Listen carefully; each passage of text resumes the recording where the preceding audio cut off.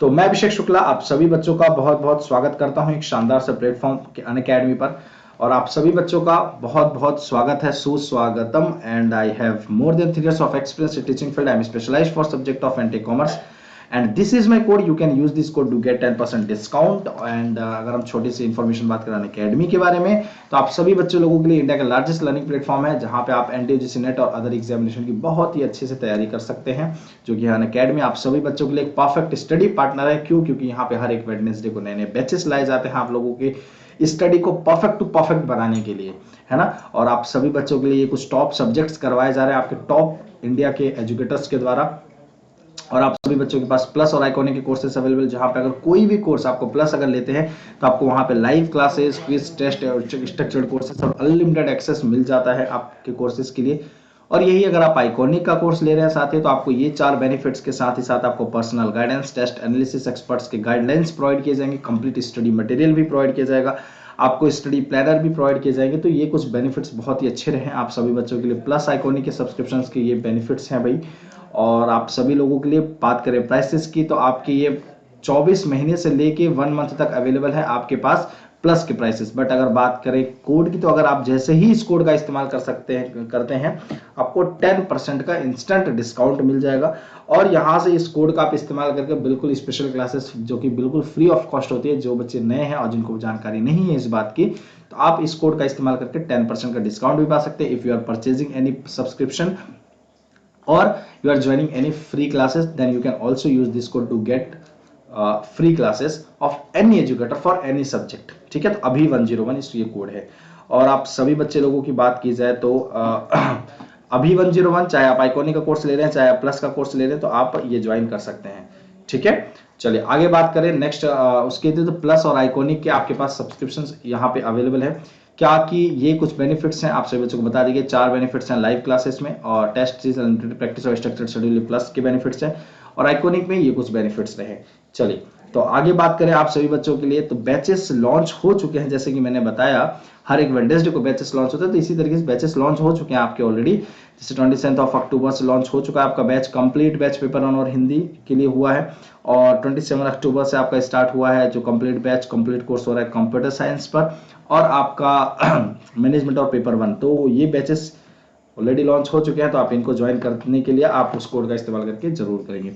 और एनटीयूजीसी नेट के लिए आप लोगों के लिए वेरी टेस्ट होने वाला है, जहां पे आपको पेपर 1 के टेस्ट सीरीज होने, जबकि बच्चों के सबसे ज्यादा स्कोरिंग मार्क और सबसे इजी आपका होता है पेपर 1।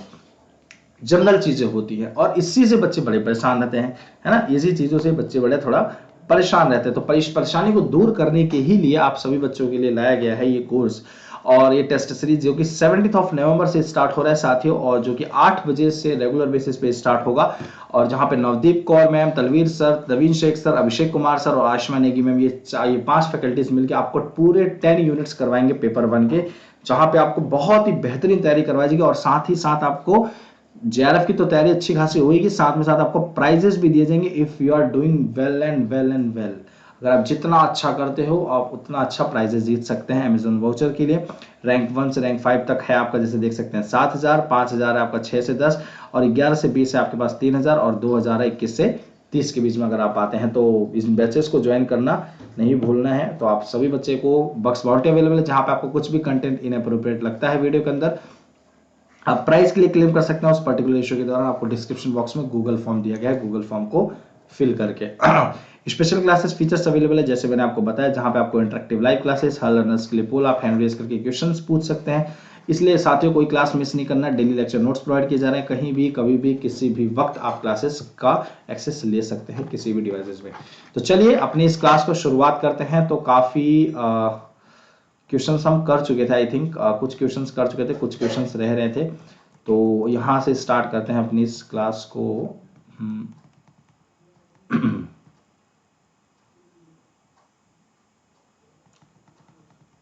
ये भी हो गए थे, ये भी हो गए थे।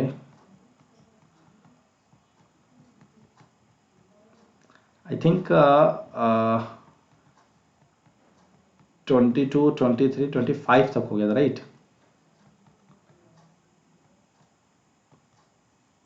चलिए क्वेश्चन नंबर 26 की बात करते हैं। हाँ बिल्कुल यही तो हुआ था। So a message A message beneath a message is labeled as, एक संदेश के नीचे एक संदेश के रूप में लेबल किया गया है, उसको क्या बोलते हैं, किया जाता है, उसको क्या बोलते हैं, एम्बेडेड टेक्स्ट बोलते हैं, या फिर इंटरनल टेक्स्ट बोलते हैं, या फिर आपको सब टेक्स्ट बोलते हैं। तो क्या होगा इसका आंसर, जल्दी से बताएंगे फटाफट सारे स्टूडेंट। ठीक है, जल्दी से फटाफट स्टूडेंट सारे बताएंगे क्या बोलते हैं।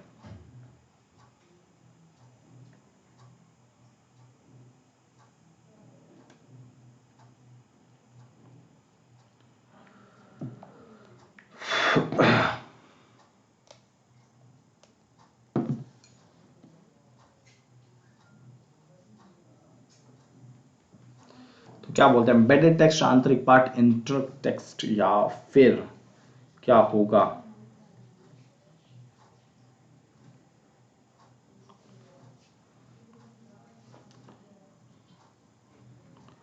चलिए, तो डी आंसर आप सभी बच्चों का आंसर होगा। आप लोगों ने कभी ये चीज देखा होगा, आई थिंक, मुझे जहां तक पता है, कि जब आप कोई भी चीज पढ़ रहे होते हैं या फिर कोई भी चीजें कर रहे होते हैं, आप लोग ध्यान से समझिएगा। देखिए, कोई भी चीज, जैसे आप कभी कोई चीज कर रहे हैं ऐसा, या कोई भी चीज ऐसा आप लोग राइट कर रहे हैं या फिर पढ़ रहे हैं, तो ये मान लीजिए कोई टॉपिक लिखा हुआ है, मान लीजिए ये क्या लिखा हुआ है, कोई टॉपिक लिखा हुआ है ना। अब इस टॉपिक के अंदर कुछ टॉपिक्स लिखे हुए हैं, मतलब इसको क्या बोलते हैं, कुछ टॉपिक्स लिखे, तो जो लिखावट होती है उसी को तो क्या बोलते हैं, टेक्स्ट बोलते हैं ना, उसी को टेक्स्ट बोलते हैं। तो ये टॉपिक क्या हुआ, टेक्स्ट हुआ एक तरीके का, है ना। तो बट अगर इस टॉपिक के अंदर जितने चीजें लिखी वो क्या कहलाएंगे बच्चों, आपको वैसे क्या बोलेंगे, इनको सब टॉपिक बोलेंगे। क्या बोलेंगे, इनको सब टॉपिक बोलेंगे। क्या बोलेंगे, सब टॉपिक बोलेंगे। किसको, इस टॉपिक के जो अदर पार्ट्स हैं, इसको क्या बोलेंगे, सब टॉपिक बोलेंगे। तो ये टॉपिक किससे रिलेटेड है, कोई टेक्स्ट के फॉर्म में होगा, लिखावट है, तो ये क्या हुआ, सब टेक्स्ट हुआ। क्या हुआ बच्चों, इसको हम क्या बोलते हैं, सब टेक्स्ट बोलते हैं। अंडरस्टूड है सभी को। चलिए, तो ये आपका क्या कहलाएगा, सब टेक्स्ट। क्लियर है। चलिए, क्वेश्चन नंबर 27 की तरफ चलते हैं। एनालॉग मास कम्युनिकेशन में कहानियां कही जाती हैं या कहानियां होती हैं, तो किस टाइप की, स्टैटिक टाइप की होती हैं, वो डायनेमिक टाइप की होती है, इंटरेक्टिव होती हैं, या फिर एक्सप्लोरेटरी होती है। तो तो तो बताएंगे सभी लोग, तो किस टाइप की कहानियां कही जाती हैं भाई इन एनालॉग मास कम्युनिकेशन। स्टोरीज और एनालॉग मास कम्युनिकेशन में कहानियां जो हैं वो स्टैटिक हैं, डायनेमिक हैं, इंटरेक्टिव हैं, या फिर एक्सप्लोरेटरी हैं। सो जल्दी से फटाफट बताएंगे।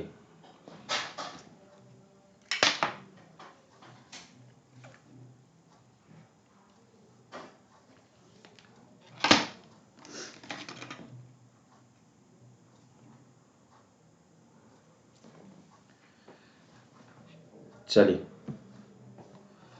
सो फटाफट आंसर करेंगे, और ए जिन बच्चों का आंसर आएगा वो बिल्कुल सही आंसर होगा। ए जिन बच्चों का आंसर आएगा वो बिल्कुल सही होगा। Static, static portion, this will be your right answer. ठीक है, तो स्टैटिक आपका बिल्कुल सही उत्तर हो जाएगा। That is what, static part में होते हैं जो भी आपके एनालॉग मास कम्युनिकेशन में जो कहानियां कही जाती हैं। ठीक है, चलिए, व्यक्तिगत रूप से और समूह में अन्य लोगों को समझने, संवाद करने, प्रेरित करने या समर्थन करने की क्षमता निम्नलिखित में से कौन सा संगठनात्मक कौशल परिभाषित करती है। The ability to understand, communicate, motivate and support other peoples both individually और ग्रुप में भी, in groups also, defines which of the organisational skill, किस तरीके की संगठनात्मक कौशल को प्रस्तुत करती है या फिर परिभाषित करती है। हार्ड स्किल्स को, या सॉफ्ट स्किल को, या कंसेप्चुअल स्किल्स को, या पॉलिटिकल स्किल्स को, राजनीतिक। तो फटाफट बताएंगे क्या होगा। अस्सलाम वालेकुम, वालेकुम अस्सलाम जी। आप सभी बच्चों को नमस्कार, सत श्री अकाल, गुड इवनिंग, अस्सलाम वालेकुम। आप सभी बच्चों को अस्सलाम वालेकुम, है ना, ऐसे बोलते हैं। अच्छा, अस्सलाम वालेकुम बोलते हैं तो इसका आंसर हमें देना होता है सलाम वालेकुम। और अच्छा, मुझे लगता है कि नमस्कार को सलाम वालेकुम बोलते हैं। चलो, कोई दिक्कत नहीं। ठीक है, वो थोड़ा सा इसका हो सकता है मुझे पता ना हो। ठीक है, तो बी आपका बिल्कुल सही आंसर हो जाएगा। जिन बच्चों का आंसर बी आएगा इसको बोलते हैं सॉफ्ट स्किल्स। क्या बोलते हैं इसको, soft skills with the ability of understand, communicate with, motivate and support other peoples both individually and groups। तो इसमें हमें किस स्किल की जरूरत होती है? सॉफ्ट स्किल की जरूरत है। एक तो चाहे वो आप दिल से मतलब ऐसे सिचुएशन में, चाहे आप कोई भी प्रकार का, चाहे आप किसी को समझा रहे हैं, चाहे आप किसी से बात कर रहे हैं, चाहे आप किसी को प्रेरणा दे रहे हैं, या किसी को आप सपोर्ट कर रहे हैं, चाहे वो ग्रुप को ये सारी चीजें कर रहे हैं, चाहे आप किसी एक पर्टिकुलर इंडिविजुअल को कर रहे हैं, तो आपको उस इंसान के लिए हार्ड नहीं बनना पड़ेगा। You have to be a soft person. क्योंकि अगर आप उस इंसान के लिए हार्ड बन जाएंगे या उस ग्रुप के लिए हार्ड बन जाएंगे, तो कहीं ना कहीं आप खुद उसमें उलझ जाएंगे, तो आप उसको क्या समझाएंगे? इसलिए मेरे प्यारे साथियों, आप सभी बच्चों को उस चीज को करने के लिए आपके अंदर सॉफ्ट स्किल का होना बड़ा जरूरी है। ठीक है, एक बहुत नम्रता, विनम्रता चाहिए आपको। क्या चाहिए? विनम्रता आपको आगे लेके जाती है ना? तो विनम्रता चाहिए वहां पे। ठीक है, चलिए आगे बढ़ते हैं। अच्छा, वालेकुम अस्सलाम बोलते हैं जवाब में। ठीक है, ओके जी, कोई दिक्कत नहीं। जय श्री राम, जय श्री राम। ठीक है भाई, जय श्री राम। चलिए, इस क्वेश्चन का answer, non verbal messages are, अशाब्दिक संदेश हैं, over estimated in importance, attempts at manipulation and should be ignored, generally irrelevant to overall message meaning, important for a listener to understand. So what will be your right answer? फटाफट बताएंगे क्या होगा answer. चलिए, non verbal messages are, महत्व में आंतरिक हेर फेर के प्रयास और अनदेखा किया जाना चाहिए, आमतौर पर समग्र संदेश अर्थ के लिए अप्रासंगिक, एक श्रोता के लिए समझने की महत्वपूर्ण है। तो फटाफट बताएंगे क्या होगा आप सभी बच्चों का आंसर। चलिए, D D D D D D, important for a listener to understand.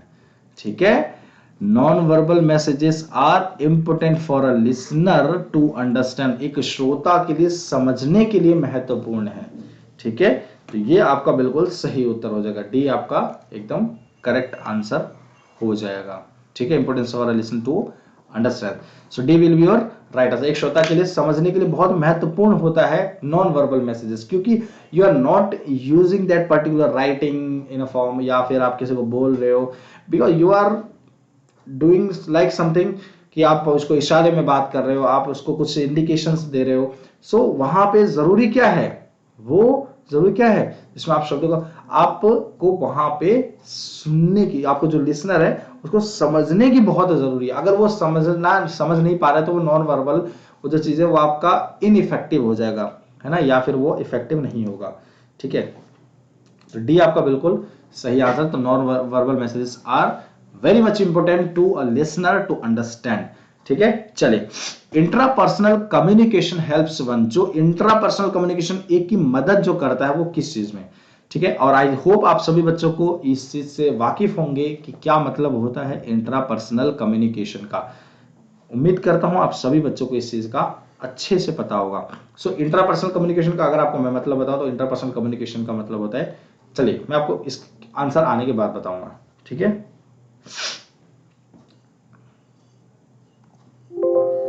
ठीक है, चलिए,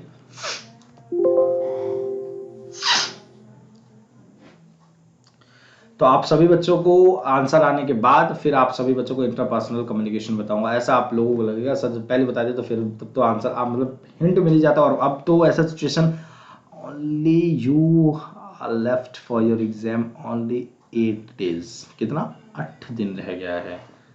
ठीक है, चलो, learn about one self. One self he obviously बात है। वन सेल्फ का मतलब क्या होता है? अपने आप से, है ना। तो मतलब क्या है इंटरपर्सनल? इसी से आप अंदाजा लगा सकते हैं, जब आप खुद से बातें करते हैं। कहते हैं ना सपने में क्या बातें कर रहे हैं भाई, ऐसा होता है ना कि सपने में ही बातें करने लगते हैं, सपने में चलने लगते हैं, या फिर वो चलना नहीं होगा इसके अंदर, मतलब वो तो एक ऐसी बात बता रहा हूं। तो जब आप शीशे के सामने खड़े होकर अपने आप को एक्सप्रेस करते हैं, या फिर कभी कभी भी कुछ ऐसा कार्य करें, मतलब इंट्रापर्सनल का मतलब ये हुआ कि आप खुद के साथ ऐसा चीजें कर रहे हैं, खुद से बातें कर रहे हैं, है ना, कुछ भी ऐसा जो खुद से कर रहे हैं, तो ये सारी चीजें क्या होगा, इंट्रापर्सनल कम्युनिकेशन कहलाएगा खुद के लिए। तो यहां से हम ऐसा क्यों करते हैं, ऐसा क्यों करते हैं, खुद के बारे में जानने के लिए या खुद को कुछ सिखाने के लिए खुद निकलते, यार ऐसा मैंने क्यों किया, ऐसा हम बोलते हैं ना, यार ऐसा मैंने क्यों किया, यार मेरे को ना इसको ना जवाब देना चाहिए था, यार मेरे को ना उस समय इतना गुस्सा आया था, यार मैंने ऐसा क्यों उसको जवाब नहीं दिया, मैंने क्यों छोड़ के चलाया, मैं उसको ना मार देना चाहिए था, मतलब बहुत तरीके से ऐसे जो गुस्सा बन रहा था, यार मुझे ऐसा करना चाहिए था, मुझे वैसा करना चाहिए था, मतलब क्या है ये, एक तरीके का you are talking for yourself, आप अपने अंदर की चीजें भावनाएं जगा रहे हैं और खुद से ही बातें करके। तो ये this is what a type of intra person, you are not communicating with any other person, if you are, and also you are not speaking with other person, you are telling each and everything with yourself, आप अपने साथ ही सबको बता रहे हैं, मतलब सबको, मतलब अपने आप को, क्योंकि आपके लिए इस टाइम तो सब आप ही हैं, है ना। चलिए, तो ये आपका बिल्कुल सही उत्तर हो जाएगा। अरे भाई इतना जल्दी कैसे क्वेश्चंस खत्म हो गए, इतने जल्दी कैसे क्वेश्चंस खत्म हो गए भाई।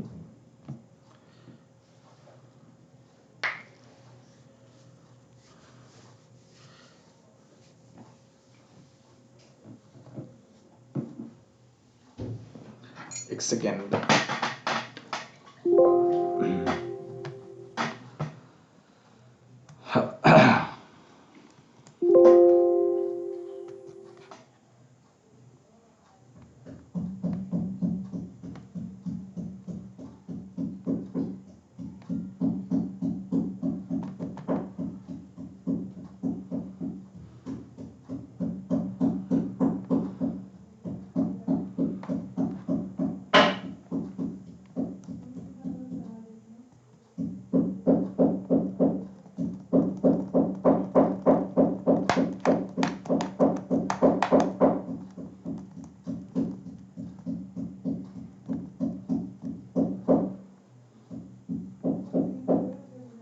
मत करो खटखट यार, मत करो।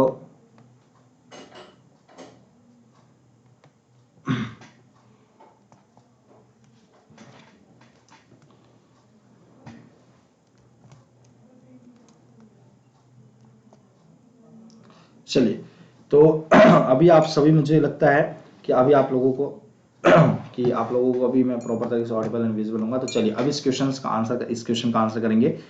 सो क्या है, non verbal message interpretation largely, गैर मौखिक संदेश व्याख्या मोटे तौर पर depends upon cultural context, depends upon physical context, depends upon noise level, या varies from person to person. गैर मौखिक संदेश व्याख्या मोटे तौर पर सांस्कृतिक संदर्भ पर निर्भर करता है, या भौतिक संदर्भ पर, मेटेरियलिस्टिक चीजों पे निर्भर करता है, या शोर स्तर पर निर्भर करता है, नॉइज लेवल पर, या फिर एक व्यक्ति से दूसरे व्यक्ति में भिन्न होता है।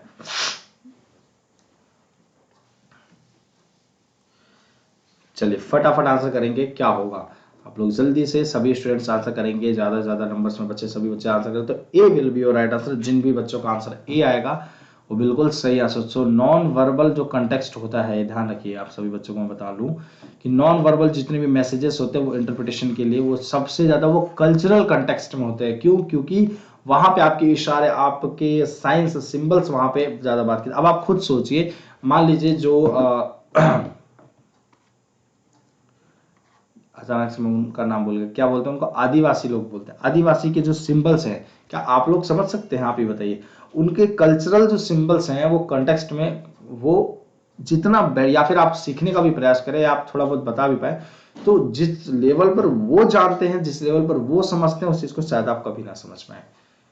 तो ये नॉन वर्बल जो मैसेजेस होते हैं, जिसमें आप सिंबल, साइंस, सारी चीजें यूज करो, वो एक तरीके का कल्चरल कंटेक्स्ट के अंदर पूरी तरीके से डिपेंडेंट होता है।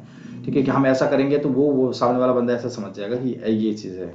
ठीक है, तो ये आपका बिल्कुल सही आंसर हो जाएगा। Depends on the cultural context, not a physical, not a noise, not a person to person. ठीक है, तो इस चीज का आप लोग ध्यान रखेंगे। क्लियर है? सबसे ज्यादा ये कल्चरली कंटेक्स्ट पर डिपेंडेंट होता है, ज्यादा से ज्यादा इस चीज को अगर हम समझे तो। Audio conferencing may be classified among which of the following types of communication? Audio conferencing निम्नलिखित में से किस प्रकार के संचार में वर्गीकृत किया जा सकता है? One sided verbal, to sided verbal, one sided non verbal, two sided non verbal. एक तरफा मौखिक, दो तरफा मौखिक, एक तरफा गैर मौखिक, या एक दो तरफा गैर मौखिक। चलिए फटाफट आंसर करेंगे, फटाफट आंसर करेंगे।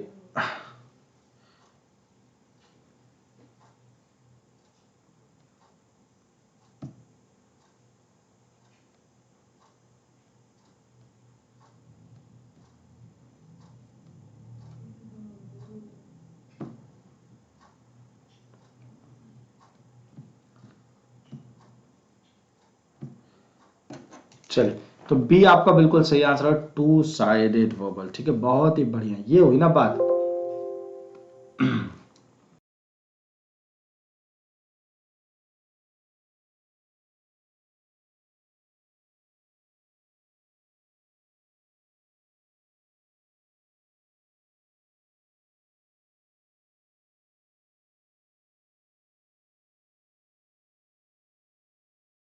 सही आंसर बी आपका बिल्कुल सही answer, two sided verbal. Simple सी बात है। ऑडियो कॉन्फ्रेंसिंग में be classified among which of the following types of communication. One sided तो हो नहीं सकता भाई, ऑब्वियस बात है। कॉन्फ्रेंसिंग की यहाँ पे बात है, कॉन्फ्रेंस में एक लोग बैठते हैं क्या? किसी कॉन्फ्रेंसिंग में एक लोग बैठते हैं, ऑब्वियस सी बात है, वहां पे टू साइडेड वर्बल कम्युनिकेशन होगा ही होगा। चलिए नेक्स्ट क्वेश्चन की बात करें तो नेक्स्ट क्वेश्चन क्या है?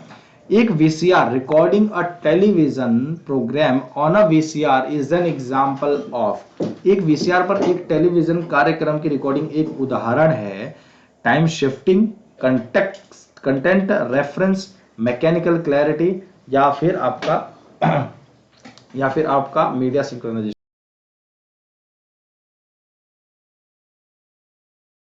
तो फटाफट आंसर करेंगे, क्या होगा? Recording a television programme on a VCR is an example of. एक वीसीआर पर एक टेलीविजन प्रोग्राम की अगर रिकॉर्डिंग का एक उदाहरण कहें तो किसको कहेंगे आप, किसको कहना चाहेंगे आप?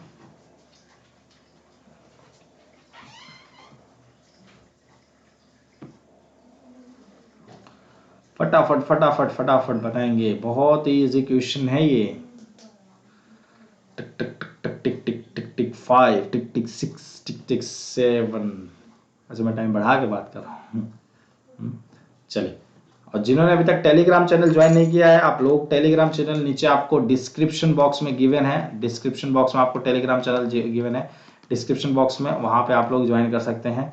तो आप लोगों को इस चीज को स्किप नहीं करना है साथियों, ठीक है। So A will be your right answer, time shifting. ठीक है, ये आपका बिल्कुल सही उत्तर हो जाएगा, समय स्थानांतरण। ठीक है, समय स्थानांतरण आपका बिल्कुल सही आंसर हो जाएगा, टाइम शिफ्टिंग। तो आप सभी बच्चों को इस चीज का बिल्कुल ध्यान रखना है, A will be right. Time shifting किसको बोला? अगर आप किसी भी टेलीविजन प्रोग्राम को एक वीसीआर पर रिकॉर्ड करते हैं तो उसको हम क्या बोलते हैं? Time shifting. ठीक है, चलिए नेक्स्ट क्वेश्चन। एक मध्यस्थ संचार के लिए नकारात्मक प्रतिक्रिया के रूप में वर्णित है। A negative reaction to a mediated communication is described as flat, fragmented feedback या फिर non conformity. So what will be your right answer? सो क्या होगा आपका आंसर? Negative reaction to a mediated communication, एक मध्यस्थ संचार के लिए एक नकारात्मक प्रतिक्रिया के लिए रूप में जो वर्णित है वो क्या है? फ्लैग, फ्रेगमेंटेड फीडबैक, या पैसिव रिस्पॉन्स, या फिर नॉन कन्फर्मिटी, गैर अनुरूपता। फटाफट आंसर करेंगे, क्या होगा बच्चों? फटाफट।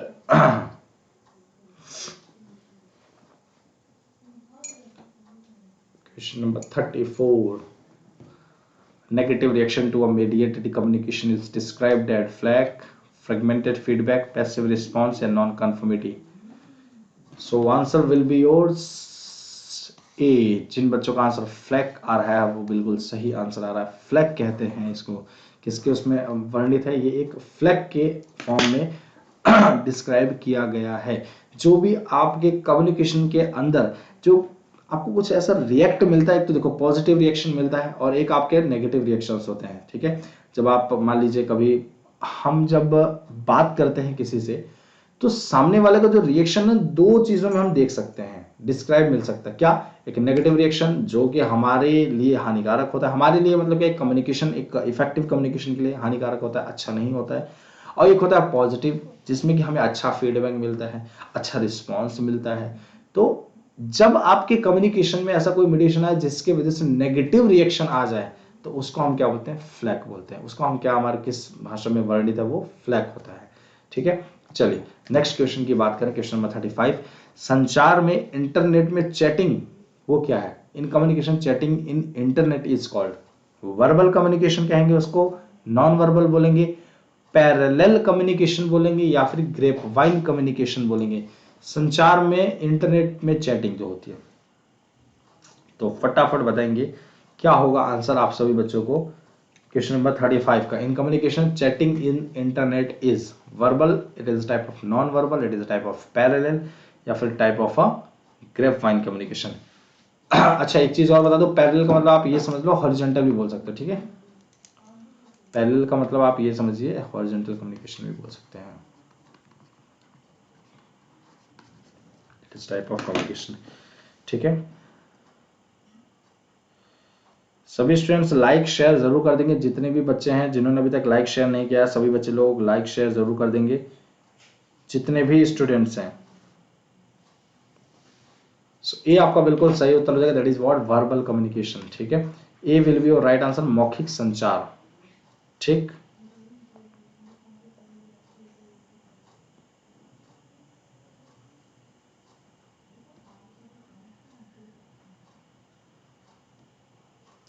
ठीक है, तो ए आपका बिल्कुल सही उत्तर हो जाएगा, A, that is what verbal communication, it is also type of verbal. अच्छा क्यों भाई, वहां पे भी तो आप राइटिंग का काम कर रहे हैं, है ना, वहां पे भी आप, एक सेकेंड आप लोगों को मैं बताऊं कैसे, देखिए वहां पे भी तो आप राइटिंग का काम कर रहे हैं, राइटिंग रीडिंग का काम आपका किस में आया, किस में आया भाई, वर्बल टाइप के कम्युनिकेशन में।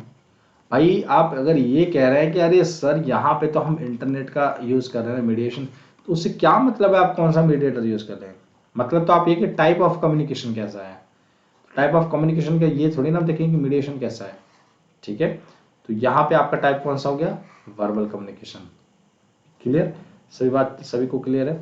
तो टाइप अगर देखने की बात करें तो चाहे वो इंटरनेट पे हो, चाहे वो कभी भी आप ऐसे लिख कर बोल कर बातें ऐसे डायरेक्ट कर रहे हैं, it is type of verbally, मौखिक संचार, मुख का प्रयोग कर रहे हैं, नहीं मुख का, तो यहाँ पे बुद्धि मतलब बुद्धि का प्रयोग करते हैं, क्योंकि बुद्धि से ही तो लिखते हैं भाई, है ना।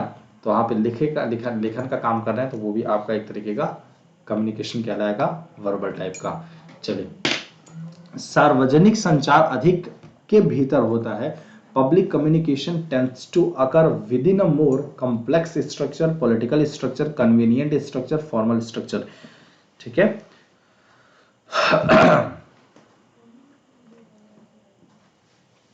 सार्वजनिक संचार अधिक के भीतर होता है, complex structure, political structure, convenient structure, या फिर फॉर्मल स्ट्रक्चर। अभी तक जिन बच्चों ने क्लासेस को लाइक शेयर नहीं किया है, सभी बच्चे, सभी छात्र और छात्रा दोनों ही मिलकर आप क्लासेस को लाइक और शेयर कर दिया जाए आप लोगों के द्वारा, अदरवाइज आप सभी बच्चे लोगों को क्या मिलेगा, एक्स्ट्रा क्लासेस तो दी ही जाएंगी, साथ ही साथ आपको जैसे वहाँ, अच्छा सजा स्कूल में, जैसे कभी कभी किसी किसी स्कूल में सजा तो वैसे नॉर्मली किस टाइप की होती है कि इस बच्चे को एक्स्ट्रा क्लासेस में रखा जाए, एक्स्ट्रा क्लासेस दी जाए, और मुझे तो आज तक नहीं समझ में, जैसे थ्योरेटिकली तो हम जानते हैं कि भाई एक्स्ट्रा क्लासेस आप लोगों को एक रिफ्लेक्टिव सेशन को प्रोवाइड करने के लिए दिया जाता है, कि रिफ्लेक्टिव फीडबैक या रिफ्लेक्टिव आइडियाज को या रिफ्लेक्टिव क्लासेस के लिए दी जाती है, बट एक्चुअल में ऐसा होता कहाँ है यार, एक्स्ट्रा क्लासेस तो मैं नॉर्मली देखता हूँ ज़्यादातर मस्ती में निकाल देते हैं बच्चे लोग, ऐसा एक्चुअल में होता है कि एक्स्ट्रा क्लासेस जो दी जाते हैं कभी कभी बच्चों को, वो मस्ती में भी निकल जाता है, ऐसा भी देखने को मिलता है कि भाई एक्स्ट्रा क्लास खुश हो जाते हैं बच्चे एक्स्ट्रा, क्योंकि पढ़ाई ज़्यादा करने के लिए वो कहते हैं ना कि भाई पढ़ाई ज़्यादा करने के लिए कुछ कुछ बच्चे होते हैं, अरे यार अब तो ज़्यादा, अभी तो पूरा 8 पीरियड पढ़ा है हमने, 8 पीरियड के बाद कैसा एक्स्ट्रा पढ़े। अब टाइम उनको क्या पता कि ये टाइम उतना ही है, लेकिन वो क्या है कि हर क्लास में से 5-5 मिनट कम कर दिया, उस 5 मिनट का लास्ट में 8-5-45 मिनट का एक एक्स्ट्रा क्लास कर दिया, लेकिन इस 45 मिनट का यूटिलाइजेशन किस में जाता है, मस्ती में जाता है, एक्चुअल में ऐसा होता है, मैंने देखा है ये सारी चीजें, और क्या किया तो नहीं बोलेंगे, लेकिन हाँ मतलब हुआ है। फॉर्मल स्ट्रक्चर होगा एक आपका, public communication tends to occur within a more formal structure, बहुत ही औपचारिक संरचना एक तरीके की आपकी होनी चाहिए, ठीक है। तो ये एक आपका सही उत्तर हो जाएगा, औपचारिक संरचना, ठीक है। चलिए, बहुत ही कॉम्प्लेक्सिटी का यूज करेंगे तो दिक्कत हो जाएगी। The information function of mass communication is described as, जनसंचार के सूचना कार्य को इस प्रकार वर्णित किया गया है, डिफ्यूजन, पब्लिसिटी, सर्वेलेंस या फिर डाइवर्जन? तो फटाफट बताएंगे क्या होगा आप सभी बच्चों का आंसर। सभी बच्चे लोग आंसर करें। The information function of mass communication is described as, जनसंचार के सूचना कार्य को इस प्रकार वर्णित किया गया है, डिफ्यूजन, पब्लिसिटी, सर्वेलेंस या फिर diversion? First which will be your right answer?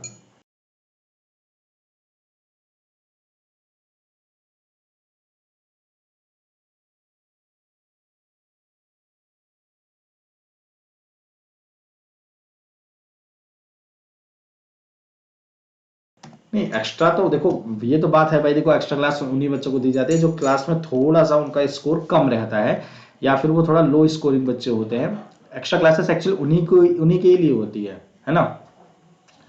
But कोई कोई बच्चे तो जानबूझ के एक्स्ट्रा क्लास में जाने जाते हैं, चलो यार पूरी दिन मस्ती नहीं की तो कम से कम एक्स्ट्रा क्लास में मस्ती करने को मिलेगा सारे। क्योंकि देखो, सारे जितने दोस्त होते हैं, बैक बेंचर्स होते हैं, वो सारे दोस्त होते हैं और सारे फ्रेंड के फिर वो लो मार्क्स ही आते हैं। अब वो सोचते हैं यार पूरी क्लास में पढ़ाई होती, क्योंकि उस जब क्लास में होता है तो उसमें सारे टाइप के बच्चे होते हैं, लो स्कोरिंग वाले भी, एवरेज स्कोरिंग वाले भी और हाई स्कोरिंग वाले भी, तीनों टाइप के बच्चे हमें देखने को मिलते हैं। लेकिन जब एक्स्ट्रा क्लास की बात होती है तो वहां पे लो स्कोरिंग टाइप के ज्यादा बच्चे और एवरेज वाले थोड़े ज्यादा रखे जाते हैं कि एवरेज को और हाई बना सके और लो को थोड़ा एवरेज बना के तब हाई बनाए, है ना। तो ये चीज रहता है। बट ये चीज थोड़ा लो वालों के लिए क्या फायदा रहता है कि भाई अब कहते हैं अब तो चलो सारे दोस्त एक साथ ही मिलेंगे, अब क्लास में नहीं मस्ती कर पाते थे क्योंकि भाई हाई वालों को डिस्टर्बेंस ना हो, है ना। क्लास में बच्चे शिकायत करते हैं सर ये मुझे डिस्टर्ब कर रहा है क्लास में, है ना। तो ऐसा होता था। तो ये क्या है, कहीं ना कहीं उनको एक आइडिया मतलब मिल जाता था, एक चांस कि यार now we are unite to for a class. ठीक है, चलिए नेक्स्ट क्वेश्चन की तरफ बात करें। तो किसी संदेश के प्रसारण, प्राप्ति या प्रतिक्रिया में बाधा डालने वाली व्यवधान कहलाते हैं। Disturbances that interfere with the transmission, receipt और feedback of a message are called feedback, feed forward, the channel या फिर noise? क्या होगा आप सभी बच्चों का आंसर? फटाफट आंसर। चलिए, disturbance that interferes with the transmission।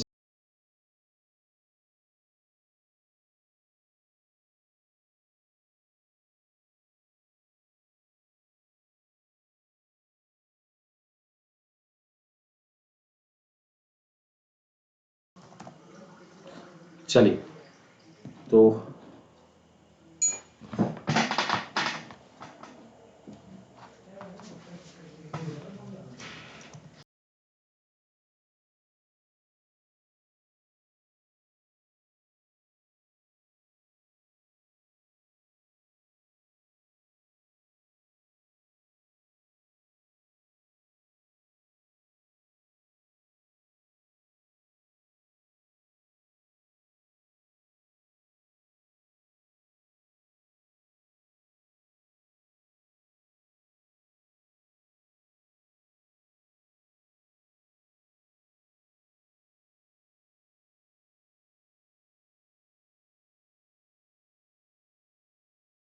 चलिए, तो डी आपका बिल्कुल करेक्ट आंसर हो जाएगा। ठीक है, डी आपका बिल्कुल परफेक्टली राइट आंसर हो जाएगा, दैट इज व्हाट, नॉइज। ठीक है, नॉइज आपका बिल्कुल सही आंसर हो जाएगा। ठीक है, क्लियर आप सभी को, चाहे वो disturbance that influence with the transmission, receipts, feedback और message are called noise will be your right answer. चलिए नेक्स्ट क्वेश्चन की बात करते हैं। तो क्या है answer?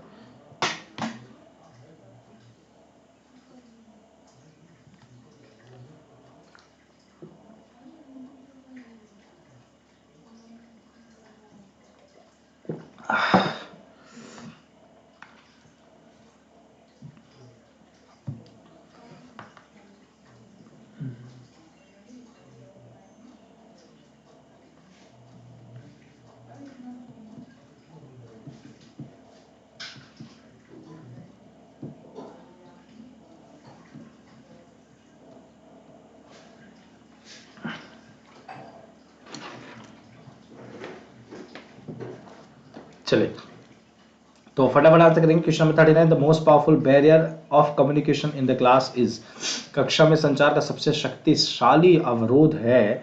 Noise in the classroom, सबसे शक्तिशाली बैरियर, सबसे शक्तिशाली noise in the classroom, confusion on the part of a teacher, शिक्षक की ओर से कोई भ्रम, ऐसा कुछ लगता है, या फिर more outside disturbance in the classroom, या फिर लैक ऑफ टीचिंग एड्स, शिक्षण सहायता की कमी। चलो बहुत ही बढ़िया। तो मुझे लगता है अब आप लोगों की तैयारी एकदम अच्छी खास एकदम हो रही है, ठीक है। तो confusion of the part of a teacher, this will be your right answer. अगर शिक्षक की ओर से ही किसी प्रकार का कोई कंफ्यूजन है तो यार वो कम्युनिकेशन कैसे हो पाएगा? क्योंकि देखो सिंपल सी बात है, अगर सेंडर हूँ, जैसे मैं मान लीजिए सेंडर हूँ, मैं आप लोगों को बता रहा हूँ, कुछ समझा रहा हूँ, है ना मैं आप लोगों को कुछ समझा रहा हूँ, कुछ बता रहा हूँ, तो आप ये समझिए इस चीज को कि अगर मेरे अंदर ही वो चीज का कंफ्यूजन रहेगा कि अरे यार मैं क्या बता रहा हूँ बच्चों को, ये सही है कि नहीं सही है, ये गलत है कि सही है, अगर ऐसी कंफ्यूजन मुझे खुद को होगी तो आप भाई, अब यार चाहे नॉइज हो चाहे कुछ भी हो, सिंपल सी बात है, वो कम्युनिकेशन इफेक्टिव होगा ही नहीं। इफेक्टिव कम्युनिकेशन का मतलब क्या है कि जो चीजें मैं समझा रहा हूं वो सही हो, और जिस सेंस के साथ समझा रहा हूं वो सामने वाले के सेंस को सामने वाले के वो सेंस समझ में आ जाए। वो कम्युनिकेशन जो मैं आप लोगों को समझाना चाह रहा हूं वो आप लोगों को समझ में आ जाए। This is what, this is the actually effective communication. ये क्या है कि इफेक्टिव कम्युनिकेशन तो यही होगा। तो ये आपका टोटल इस पे बेसिस पे, ठीक है। तो कभी भी टीचर को खुद का कंफ्यूजन है भाई, सिंपल सी बात है, तो वो क्या बच्चों को बताएगा, और फिर वो कम्युनिकेशन सिंपल सी बात है बैरियर वहां पे होगा ही होगा, ठीक है भाई। एक्सप्लेन किया जाता है आप लोगों को क्लासेस में, बिना विदाउट एक्सप्लेनेशन कैसे आगे बढ़ जाएंगे, ठीक है। चलिए, a disruption in the communication process is called, संचार प्रक्रिया में व्यवधान को क्या कहा जाता है? जब हम कम्युनिकेशन प्रोसेस चल रहा होता है, जब हम कम्युनिकेट कर रहे होते हैं, तो इसके अंदर जो डिसरप्शंस आ रहे होते हैं, जो एक प्रॉब्लम्स ये कह सकते आ रहे थे, उसको हम क्या कहते हैं? उल्लंघन किया जा रहा है उस चीज का, ट्रांसग्रेशन या फीडबैक या फिर नॉइज या इन्फेक्शन, क्या कहा जाता है? जल्दी से बताएंगे।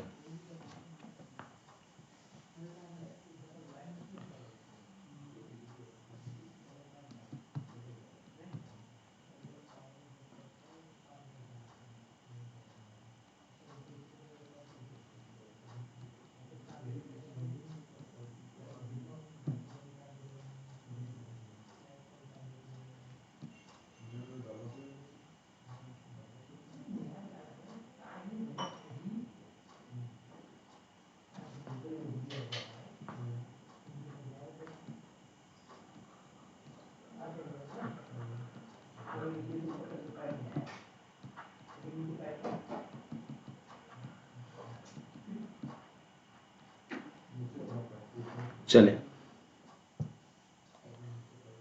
तो सी आपका बिल्कुल सही आंसर हो जाएगा। C will be your right answer, that is what noise, ठीक है। Disruption of the communication process is called, सबसे जो मतलब ज्यादा डिस्ट्रप्शन करने वाला होता है, जो सबसे ज्यादा दिक्कत करता है, वो व्यवधान को क्या कहते हैं भाई? शोर, ठीक है, जो नॉइज किया जाता है। क्लियर सभी बच्चों को, ठीक है।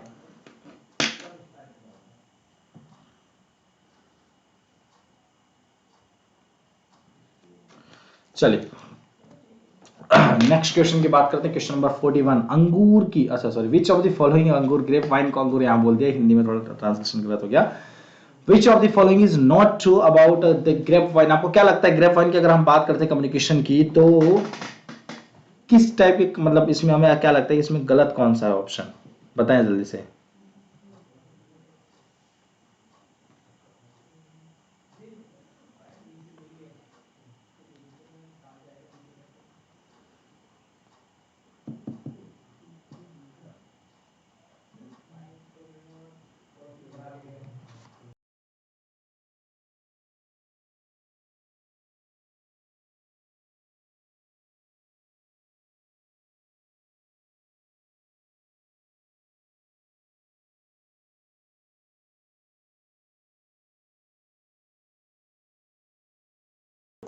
और आप सभी बच्चे लोग ध्यान रखेंगे, जितने भी बच्चे हैं, आप सभी बच्चों की और भी क्लासेस हो रही हैं, तो आप उनकी क्लासेस को भी एजुकेटर्स की ज्वाइन करते रहेंगे रेगुलर बेसिस पे, ठीक है।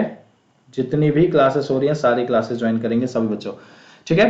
तो डी आपका बिल्कुल सही आंसर हो जाएगा, that is what, it is preferred over formal communication, ठीक है। औपचारिक संचार पर इससे प्राथमिकता दी जाती है इसलिए, ठीक है। तो आपको कहेंगे जी नहीं, बिल्कुल, क्योंकि ग्रेप वाइन कम्युनिकेशन टिप किस टाइप का कम्युनिकेशन होता है भाई? इनफॉर्मल होता है। तो फॉर्मल टाइप में क्यों दिया जाएगा? ये तो बहुत ही ऐसा समझिए, तो ऐसा क्वेश्चन था कि बस आपको हलवा दे दिया और खाना है बस आपको, है ना। तो हलवा भी भाई बना हुआ मिल रहा है और खाने के लिए मिल रहा है क्योंकि भूख भी लगी है, तो दोनों तरफ से आपका ही फायदा है। तो आपको क्या है, आपको सिंपल से पता है grape point is a type of a informal communication, ये एक तरीके का इनफॉर्मल कम्युनिकेशन होता है, राइट। जब ये इनफॉर्मल कम्युनिकेशन होता है तो हम इसको फॉर्मल कम्युनिकेशन टाइप में कैसे प्रेफर कर देंगे, है ना। चलिए नेक्स्ट क्वेश्चन की बात करते हैं। तो नेक्स्ट क्वेश्चन क्या है, level C of the effectiveness of communication is defined as, संचार की प्रभावशीलता के स्तर भी स्तर सी को परिभाषित किया गया है। Channel noise, semantic noise, psychological noise या फिर सोर्स नॉइज। चैनल शोर, अर्थपूर्ण शोर या मनोवैज्ञानिक शोर या स्रोत शोर, क्या होगा आंसर। फटाफट आंसर करेंगे, क्या होगा आंसर आप सभी बच्चों का।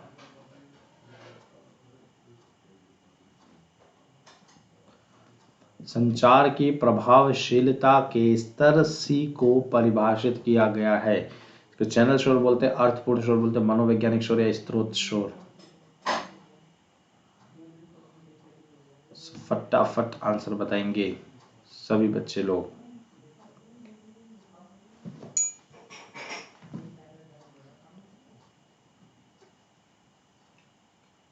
ठीक है, तो ये आपका बिल्कुल सही उत्तर आंसर हो जाएगा। This is what channel noise. Level C की बात कर रहे हैं, जैसे आपके लेवल्स होते हैं, लेवल सी की बात करें तो ये इफेक्टिवनेस ऑफ, अगर कम्युनिकेशन की बात करें कि आपने चैनल कैसा ज्वाइन किया है ना, किस टाइप का आपका चैनल कैसा है, तो वो भी कहीं ना कहीं कम्युनिकेशन को काफी इफेक्टिव बनाने में हेल्प करता है। अगर चैनल वाइज ही दिक्कत करेगा तो आपका कम्युनिकेशन इफेक्टिव होना बड़ा थोड़ा मुश्किल होगा। चलिए क्वेश्चन नंबर 43, निम्नलिखित को छोड़कर सभी प्रभावी संचार के लिए बाधाएं हैं।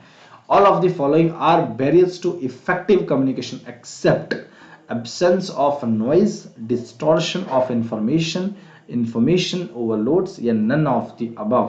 निम्नलिखित को छोड़कर सभी प्रभावी संचार के लिए बाधाएं, शोर की अनुपस्थिति होना, क्या बोला, इफेक्टिव कम्युनिकेशन, ध्यान से समझिएगा, ये सारे ही कम्युनिकेशन में बाधाएं हैं एक चीज को छोड़कर, बैरियर्स है एक चीज को छोड़कर। ये बच्चे बड़ा कंफ्यूज जाते हैं, एक्सेप्ट, विदाउट, नॉट, है ना, विद। तो इसमें बड़ा कर तो ध्यान से समझिए, एक्सेप्ट ये बोला है, ठीक है, सारे बैरियर्स हैं इसके अंदर लेकिन एक का नहीं है। तो क्या लगता है आपको, तो फटाफट आंसर करें। निम्नलिखित में से छोड़कर सभी प्रभावी संचार के लिए बाधाएं हैं, absence of noise, distortion of information overloads या फिर नन ऑफ द अबव, कोई भी नहीं इनमें से। तो एब्सेंस ऑफ नॉइज, हाँ देखो बच्चे क्या होता है, कंफ्यूज बड़ा हो जाते हैं। एब्सेंस भी लिखा है और नॉइज भी लिखा है, अगर सिंपल बात है नॉइज अनुपस्थित, और हिंदी भी ऐसा लिखा है कि बच्चों को थोड़ा सा ये तो कंफ्यूज करने के लिए बस दिया गया है क्वेश्चन, बच्चे जल्दी जल्दी में कंफ्यूज हो जाए और आंसर गलत कर दें। बस ये किया जाता है कि बच्चे जल्दी जल्दी में कंफ्यूज हो जाए और आंसर गलत कर दें, लेकिन हमारे बच्चे ऐसे नहीं हैं। हमारे बच्चे ऐसे प्लेटफॉर्म पर पढ़ रहे हैं और ऐसे रेगुलर बेसिस पर क्लासेस हो रही है कि कभी जिंदगी में नहीं ऐसा होने वाला है, यहाँ कंफ्यूजन के का सी भी नहीं होने वाला है ना। तो नॉइज का मतलब ये हुआ कि वहां पे एब्सेंस ऑफ नॉइज का मतलब वहां पे नॉइज होगा ही नहीं, तो ऑब्वियस सी बात है कम्युनिकेशन अच्छा होगा, और कम्युनिकेशन अच्छा होने को क्या बोलते हैं, इफेक्टिव कम्युनिकेशन। तो ये आपका बिल्कुल सही उत्तर हो जाएगा। तो बढ़ते हैं नेक्स्ट क्वेश्चन की तरफ, क्वेश्चन नंबर 44, सूचना या फिल्टर की गई जानकारी के अनौपचारिक प्रसारण को क्या कहा जाता है। इनफॉर्मल ट्रांसमिशन ऑफ इंफॉर्मेशन और filtered information is called, informal transmission of information और filtered information is called gossip, grapevine, vertical communication या फिर हॉरिजॉन्टल कम्युनिकेशन। सूचना या फिल्टर की गई जानकारी के अनौपचारिक प्रसारण को क्या कहा जाता है, गॉसिप, ग्रैपवाइन, वर्टिकल कम्युनिकेशन या हॉरिजॉन्टल कम्युनिकेशन। सो क्या होगा आंसर, फटाफट बताएंगे।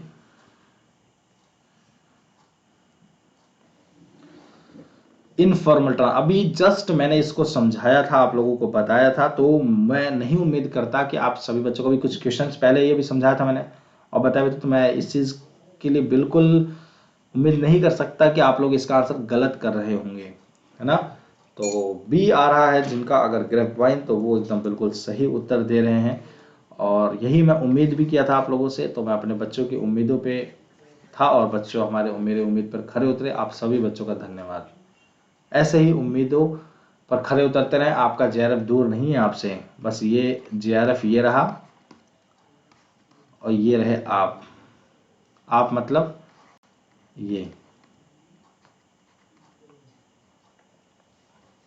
और आप ऐसे हंसेंगे और ये आपके हाथ, दोनों हाथ आपके हैं। ये JRF आजा आजा आजा आजा बस कहेंगे ना, तो ये JRF है। और JRF कह रहा है हम आ रहे हैं आ रहे हैं आ रहे हैं। बस आपको जरूरत क्या है, इस चीज को पाने के लिए प्रैक्टिस। और इसके बीच में क्या है, यहाँ पे प्रैक्टिस। इसके बीच में यहाँ पे क्या है, प्रैक्टिस स्टडी। इन सारे प्रैक्टिस स्टडी इन सभी का बाधा तोड़ेंगे तब ये JRF आके आपके पास आ जाएगा और गले लगा देगा आपको। JRF आपके पास खुद आके गले लगाएगा। बस प्रैक्टिस और स्टडी, क्लास को ज्वाइनिंग ऑफ क्लासेस है ना। तो ये होना बड़ा ज़रूरी है। अगर आप ये करते हैं तो ऑब्वियसली भाई कहाँ जाना है इस JRF को, 24 घंटे ही होते हैं सभी के पास, तो 24 घंटे के अंदर ही क्लियर करना होता है सबको, है ना। तो आपका बी बिल्कुल ग्रेपवाइन सही हो जाएगा। क्या answer, informal type of a transmission. ठीक है, transmission of information. Transmission is the type of that is you are transferring your information. ठीक है, क्लियर से बच्चों को। चलिए नेक्स्ट क्वेश्चन की बात करते हैं। शारीरिक शोर का एक उदाहरण है, an example of physiological noises. Feeling hungry, बहुत तेज भूख लग रही है। The humming air conditioner unit, एक हमिंग एयर कंडीशनर, एक आवाज नहीं आती ऐसे, मतलब या एसी की आवाज होती है ना, ये एसी की आवाज कैसे आती है, बहुत बहुत सॉफ्ट चल रहा होता है, मतलब जितनी भी ज्यादा उसकी आवाज नहीं होती, लेकिन बस हाँ, लेकिन होता है थोड़ा बहुत हमिंग टाइप का, ऐसे चल रहा होता है। तो ये क्या है, या अलोन पावर या फिर स्पीकिंग यूजिंग कॉम्प्लेक्स टर्म्स।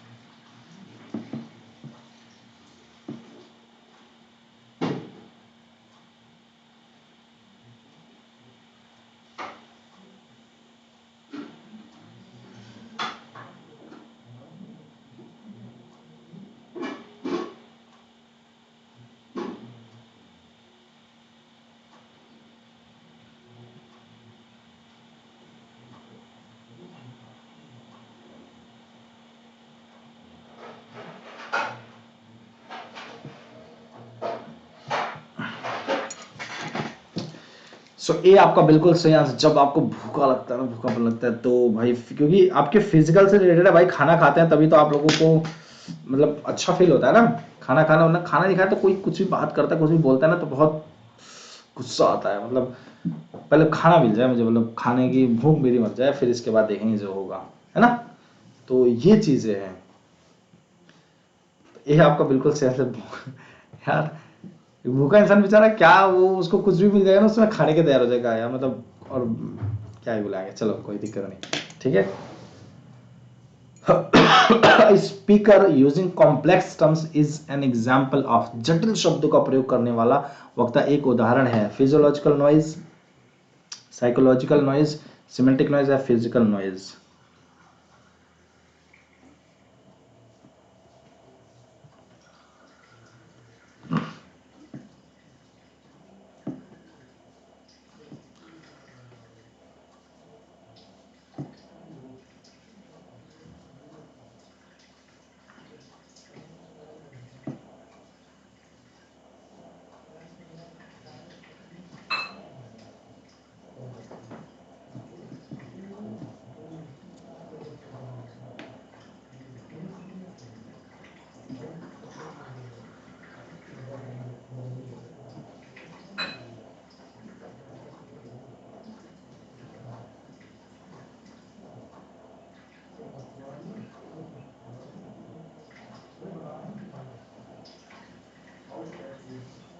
चलिए सी आपका बिल्कुल सही आंसर हो जाएगा।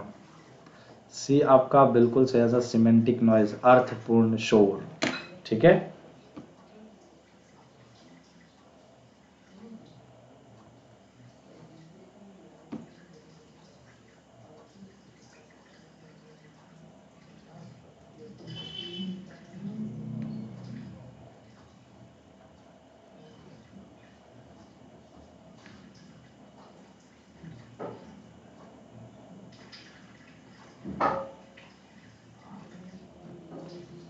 Next question, question number 47।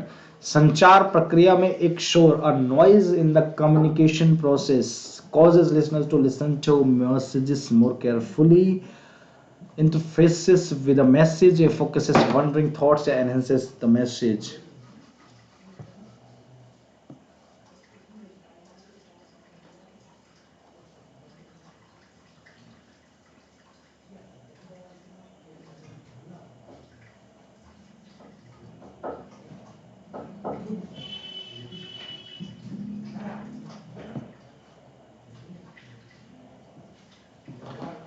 होता ही ऑब्वियसली होता है भाई कि बस कुछ भी मिल जाए ला के, कोई तो दे दे, बस कुछ खा लिया जाए बस यार, ऐसा लगता है बस कुछ भी दे दे कोई भी, बस खाना खाना खाना, बस ऐसा होता है, मतलब खा लें बस इस तरीके, है ना। तो ये चीजें हैं। The noise in the communication process, संचार प्रक्रिया में एक शोर क्या है कम्युनिकेशन प्रोसेस के अंदर, causes listener to listen the message more carefully, मतलब बहुत ध्यान से सुनने के लिए, मतलब इस चीज की कारण बन जाता है लिसनर्स के लिए। या इंटरफेरेंसेस विद अ मैसेज, या एक संदेश के साथ हस्तक्षेप करता है, या फोकसिंग वंडरिंग थॉट्स, या फिर enhances a message. So B आपका बिल्कुल सही आंसर हो जाएगा, बी आपका बिल्कुल सही आंसर हो जाएगा। इंटरफेयर्स विद अ मैसेज, एक संदेश के साथ हस्तक्षेप करता है, ठीक है, बी आपका बिल्कुल सही उत्तर हो जाएगा, ठीक है, इंटरफेयर करता है, ठीक है, एक तरीके का। A fixed and categorised impression of a group of people based on a predetermined set of qualities is called generalizing, consistency, stereotyping, या फिर ओवर सिंप्लिफिकेशन।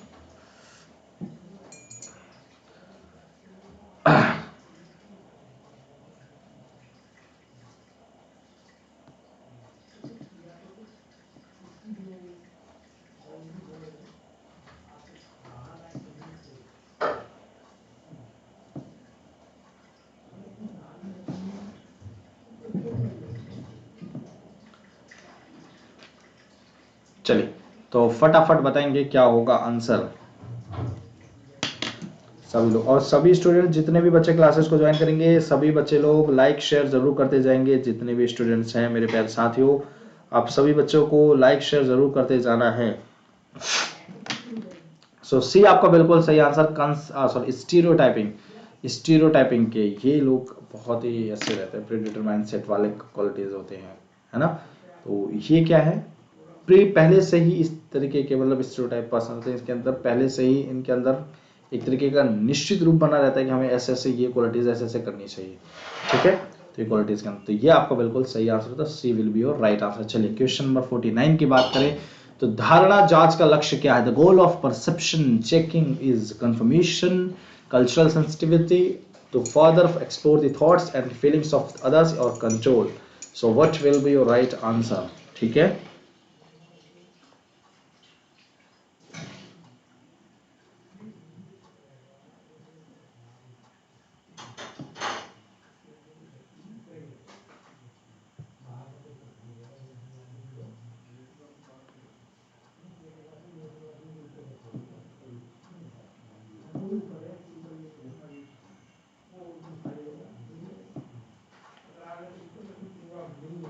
चलिए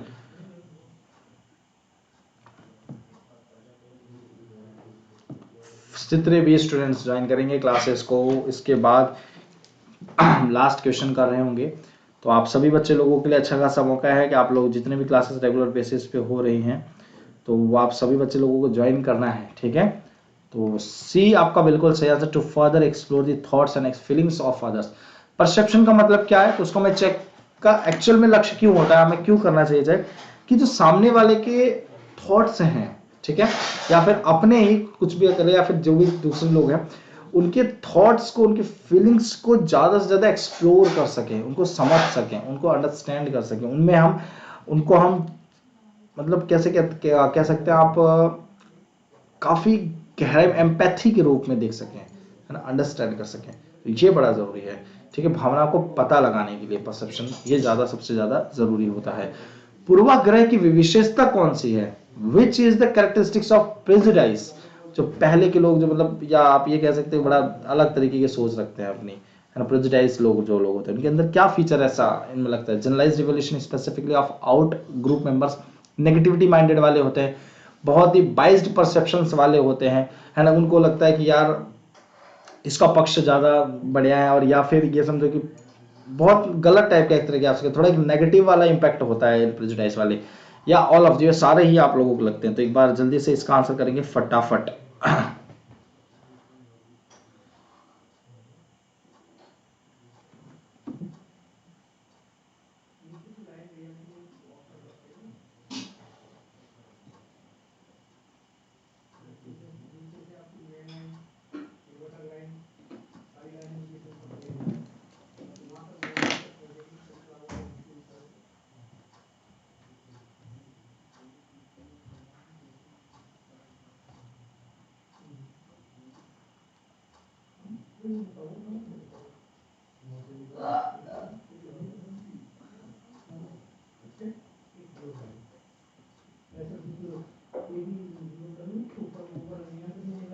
चलिए, तो ये आपका बिल्कुल राइट आंसर हो जाएगा, दैट इज व्हाट डी।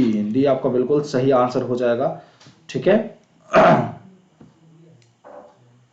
बहुत ही बढ़िया। और ये सरकारी ऑप्शन का, ये तो बहुत, जब प्रेजुडाइज की बात आती है तो बहुत सैड सा महसूस होता है, मतलब किसी के लिए भी अगर कोई ऐसा कोई कार्य करता है ना। तो चलो कोई दिक्कत नहीं, तो ये आपका बिल्कुल सही आंसर। तो ये सारी चीज नेगेटिव इंपैक्ट डालता है, बायस टाइप का परसेप्शन होता है, एक अलग ही ग्रुप के वो निकल कर आते हैं, पता नहीं कैसे ऐसे लोग भाई, जो प्रेजुडाइज टाइप के कहलाते हैं ना। तो डी आपका बिल्कुल सही आंसर हो जाएगा, that is what all of the above. So ये आपका बिल्कुल सही आंसर हो जाएगा। तो आज के लिए हम इतना ही क्वेश्चंस करेंगे साथियों, ठीक है। आप जितने भी बच्चे हैं क्लासेस को ज़्यादा से ज़्यादा नंबर्स में लाइक शेयर करते जाएंगे, ज़्यादा से ज़्यादा नंबर्स में, जिन्होंने अभी तक लाइक शेयर नहीं किया है सभी लोग लाइक शेयर जरूर कर देंगे, ठीक है, जितने भी स्टूडेंट्स हैं। चलिए, तो आप सभी स्टूडेंट्स को किसी प्रकार की कोई भी अगर डाउट्स होते हैं, कोई भी अगर इश्यू होता है, तो आप सभी स्टूडेंट्स मुझसे पूछ सकते हैं। किसी भी प्रकार का कोई दिक्कत होता है तो आप सभी लोग मुझसे जान सकते हैं और कमेंट करेंगे कमेंट बॉक्स में, आपके कमेंट्स का जरूर से जरूर आंसर किया जाएगा। सो किसी प्रकार का अगर कोई भी क्वेश्चन होता है किसी भी चीज़ से रिलेटेड, तो जितने भी बच्चे क्लास में नए हैं सभी स्टूडेंट सब्सक्राइब जरूर कर देंगे, जिन्होंने अभी तक सब्सक्राइब नहीं किया है, और बेल आइकन को प्रेस कर देंगे और ऑल पर क्लिक कर देंगे, जिससे आपको क्लासेस की सारे एजुकेटर्स की इंफॉर्मेशन मिलती रहे, सारे एजुकेटर्स की क्लासेस मिलते रहे, सारे एजुकेटर्स की जो भी प्रोवाइड कर रहे हैं, चाहे वो टेस्ट मटेरियल्स हुआ, चाहे मतलब कुछ भी, जितनी भी चीज़ें प्रोवाइड कर रहे हैं वो आपके मिलते रहें, और आप ज़्यादा से ज़्यादा नंबर्स में आप लोग बच्चे पढ़ें उस चीज़ को और क्वालिफाई कर सके एग्जाम को, और ज़्यादा से ज़्यादा नॉलेज को गेन कर सके हमारे टॉप एजुकेटर्स के द्वारा। और अगर वीडियो पसंद आई हो और अगर आती हैं आप लोगों को, तो ज़रूर आप लोग लाइक और शेयर का बटन दबाना नहीं भूलना है। और आप सभी बच्चे लोगों के लिए इस कोड का इस्तेमाल अवेलेबल है, इस कोड का इस्तेमाल जरूर करना है, चाहे आप फ्री लाइव क्लासेस देखना चाहते हैं तो भी, और अगर आप चाहते हैं परचेज करना कोर्स को तो भी, क्योंकि आपको इसको परचेज कोड का इस्तेमाल करके 10% का डिस्काउंट मिल जाएगा किसी भी कोर्स को अगर आप ज्वाइन करना चाहते हैं। अनअकैडमी पर अगर जुड़ना ही चाह रहे हैं तो आप सभी लोग इस कोड का इस्तेमाल करेंगे, 10% का इंस्टेंट डिस्काउंट मिल जाएगा, ठीक है, परचेज कर रहे हैं तो बाबू, ठीक है। तो आप सभी बच्चे लोगों को ये चीज़ हो जाएगा, क्लियर है। और आप सभी बच्चे लोगों के लिए लाइक शेयर सब्सक्राइब जरूर कर देंगे। So thank you so much आप सभी बच्चों को, दिल से थैंक यू सो मच आप सभी बच्चों का। और स्वस्थ रहिए, मस्त रहिए, व्यस्त रहिए, बढ़िया से पढ़ाई लिखाई करते रहें। सो आप सभी बच्चों का दिल से बहुत बहुत धन्यवाद। ऐसे ही अपना प्यार और सपोर्ट बनाए रखें। Thank you so much. जय हिंद।